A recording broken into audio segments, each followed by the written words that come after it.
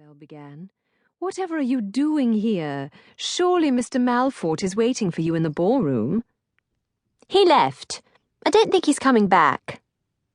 "And why is that?" "I told him gentlemen look like wounded partridges bowing and hopping on pointed toes.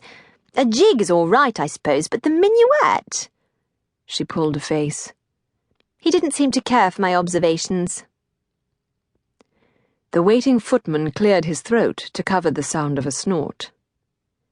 Isabelle suppressed a sigh. "Calliope." "Yes?" "Dearest, we'll discuss this later. Will you not wait for me in the library until then?" Calliope studied her with eyes magnified twice their size, and then turned her attention to the maid. "Lily, Her Grace and I need a moment of privacy, please. We've a matter of some importance to discuss." She glared at the vastly entertained footman. "You too." Isabelle ground her teeth.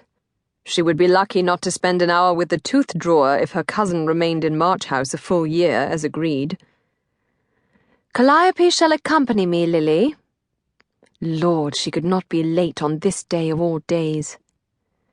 "Of course, Your Grace." Her maid's passive expression gave nothing away. Isabelle knew that every last one of the servants were wagering on how long Calliope would last before being sent back to Portsmouth, where Isabelle's poor maternal aunt lived with a huge brood. She stepped into the barouche and the carriage door closed. Calliope opened her mouth, but Isabelle raised her hand. "Dearest, not now. I need a quarter-hour of quiet. On the return you can tell me everything." Calliope closed the blue velvet carriage curtains with a peevish willfulness that only the very young or very old dared to do with genuine flair. Isabelle, in the darkness, was silent. She had but one last quarter-hour to reconsider. Ill-ease clogged her throat. She arched her back, exhaled, and attempted to regain the quiet dignity her father had tried to instill in her. No success. She might be able to hide her sensibilities, but the other was another matter. In fact, the only time she achieved stateliness was on cloudy days with the letter P in them. Her young cousin pretended to study a random page in the slender volume she held in her lap, and said idly, "I suppose you would prefer the curtains open?" Isabelle bit back the truth. "Actually, I find I can't deny you the bliss of reading in the dark. One of life's little joys, I always say." Living with a cousin of 4 and 10 who had mastered the art of a contrary contrarian 5 times her age was illuminating. Had she herself been like this a mere 4 years ago? Impossible. She had never thought she would have sympathy for Miss Hackett, her ancient ape leader of a governess who had ruled with ill humor and iron discipline.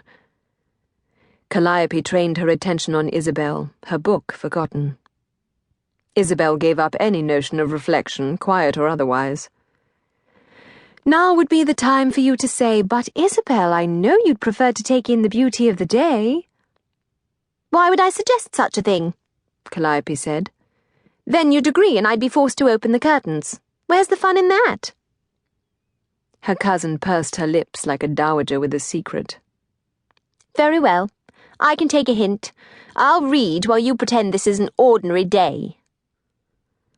How was she to have a chance of success with the notorious Duke of Candover if she couldn't manage an adolescent? At least now she had a moment to think. Isabelle resisted the urge to relax her spine against the well-cushioned squabs. Flashes of him fluttered in her mind's eye. His powerful stature and his harshly chiseled features declared him a noble of the highest distinction. Austere was the word most used to describe him out of his hearing, and it had been that mysterious asceticism in his dark eyes that untethered the first romantic yearnings of Isabelle's young heart 6 years ago. The depth of his character and the sheer raw masculinity he exuded had left her reeling, a sensation hitherto foreign to her. He was a paradox, inspiring such warring emotions within her, confidence and yet vulnerability which she deplored. From the start, he was her champion and the